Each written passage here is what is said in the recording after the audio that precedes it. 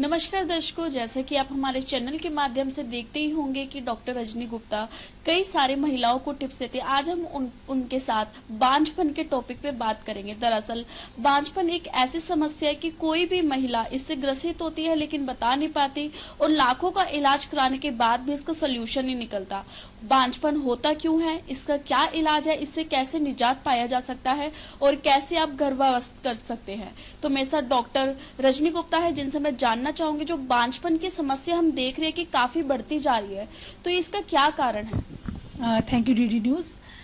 देखिए, बांझपन जो है ये दो तरह से होती है। इसको हम प्राइमरी इनफर्टिलिटी और सेकेंडरी इनफर्टिलिटी बोलते हैं।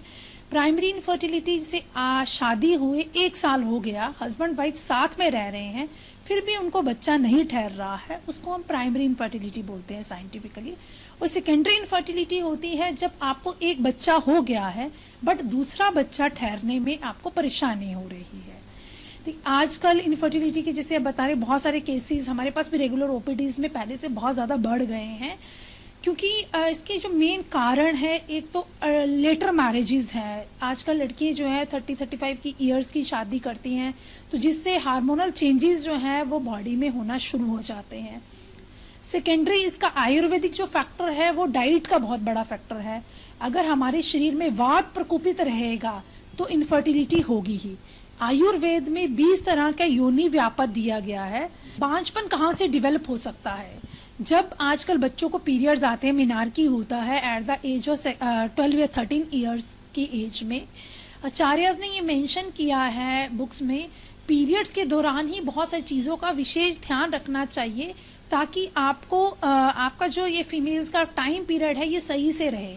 अगर पीरियड्स में आप बहुत ज़्यादा स्पाइसी चीज़ें खाते हैं, बहुत तला हुआ, बहुत एक्सेसिव एक्सरसाइजेस करते हैं, उससे भी वायु दोष बढ़ता है, तो बाद में वो बांझपन का कारण बन जाता है। आजकल रेगुलर ओपीडी में पीसीओडी के पेशेंट्स बहुत ज़्यादा बढ़ गए हैं। तो पॉलीसिस्टिक ओवरी डिजीज़ जो है इसमें मेन सिम्टम आता है पेशेंट को स्किन पे हेयर्स आ जाना, पीरियड मिस हो जाना या बहुत देर के बाद पीरियड्स आना, ओबेसिटी हो जाना। तो ये पीसीओडी भी एक बहुत बड़ा कारण है बांझपन का, जिससे बाद में जो है बच्चा ठहरने में प्रॉब्लम्स हो जाती हैं। So being as a Ayurvedic doctor मैं बताऊंगी कि जैसे ही फीमेल्स को, बच्चों को, गर्ल्स को पीरियड्स आते हैं, उनको कुछ चीज़ों का ध्यान रखना चाहिए ताकि उनको आगे फर्दर मैरिज के बाद इनफर्टिलिटी को सफ़र ना करना पड़े। हम देखते आ रहे हैं जैसे कि बांझपन के कारण आईवीएफ का ज्यादा मतलब कि लोग आईवीएफ को अपना रहे हैं या महंगे इलाज करवा रहे हैं, लेकिन उसके बाद भी कई बार ऐसा होता है कि इसका कोई सोल्यूशन नहीं निकल पाता है। तो आईवीएफ अपनाना कितना सही है और क्या आईवीएफ के विकल्प में कोई और इलाज है इसका? देखिए, हर साइंस अपने आप में निपुण है, हर साइंस में अलग अलग तरह से ट्रीटमेंट दिया जाता है।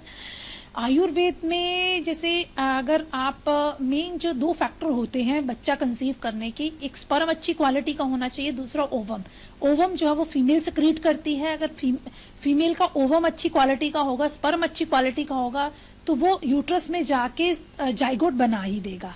बट क्या होता है कि जिस फीमेल्स को पीसीओडी की प्रॉब्लम्स है, वो मेडिसिन ले रही हैं या कुछ हार्मोनल पिल्स ली हैं, तो उनकी ओवम की क्वालिटी जो है वो बहुत ही रिड्यूस हो जाती है।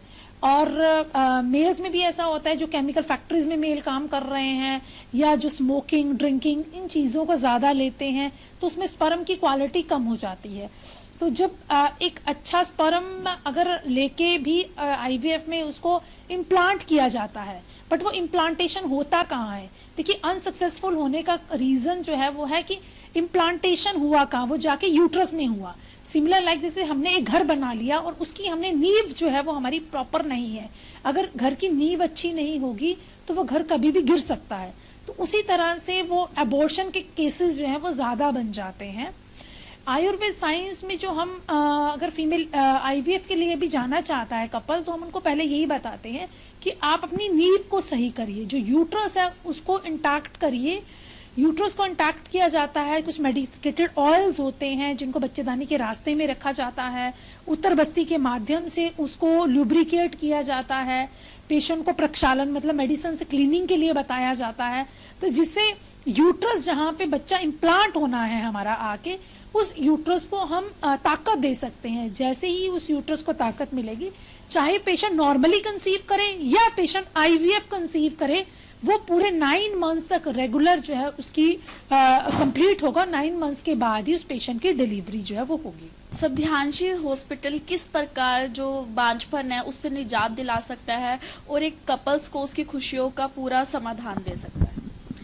देखिए, हमारे पास बहुत सारे ऐसे कपल्स हैं जो आप हमारे फेसबुक चैनल या यूट्यूब चैनल्स पे भी रेगुलर पेशेंट्स की रिव्यूज़ आते हैं। तो हम लोग क्या करते हैं, जो फर्स्ट पेशेंट का इन्वेस्टिगेशंस होता है, हस्बैंड वाइफ की दोनों की काउंसलिंग होती है, उनकी प्रॉपर एग्जामिनेशंस किए जाते हैं। अगर पेशेंट हमारे पास पूरे ही इन्वेस्टिगेशंस के बाद आया है, उसकी ट्यूबल ब्लॉकेज है या नहीं है, उसका ओवरीज मतलब सक्रीट कर रही है ओवा या नहीं सक्रीट कर रही है, यूट्रस में कोई फाइब्रॉइड या कोई और प्रॉब्लम्स तो नहीं है, उन सब चीज़ों का रेगुलर एग्जामिनेशन करने के बाद वी कैन प्लान हम उस पेशेंट को उसकी डाइट पूरी प्लान करके देते हैं, ट्रीटमेंट उसका प्लान करके देते हैं, उनको कुछ आयुर्वेदिक प्रोसीजर्स हैं, ऐसे स्ट्रेस को रिलीज करने के लिए शिरोधारा करवाते हैं, नाक में दवाई डाल के ब्रेन को एक्टिवेट करते हैं, क्योंकि जितने भी हार्मोन्स हमारे सक्रीट होते हैं वो ब्रेन से सक्रीट होते हैं। तो जैसे हमारी इंटीरियर पिट्यूटरी ग्लैंड अच्छे से हार्मोन सक्रीट करती है, LH, FSH ऐसे हार्मोन जो हमारे ओवरीज पे एक्ट करते हैं और इस्ट्रोजन और प्रोजेस्टेरोन को सक्रीट करते हैं, तो वो नॉर्मली जब लेवल नॉर्मल हो जाता है पेशेंट का, उसके ब्रेन पे भी काम किया जाता है, उसकी पूरी बॉडी पे आयुर्वेदा में काम किया जाता है, उसको कुछ एक्सरसाइजेस बताई जाती हैं, जैसे रेगुलर कपालभाति करने से यूट्रस की मूवमेंट्स जो है वो इनवर्ड और आउटवर्ड होती है, कॉन्ट्रैक्शन रिलैक्सेशन होता है, जिससे ब्लड सप्लाई यूट्रस में बढ़ती है और पेशेंट के कंसीव करने के चांसेस जो हैं वो बहुत ज़्यादा बढ़ जाते हैं।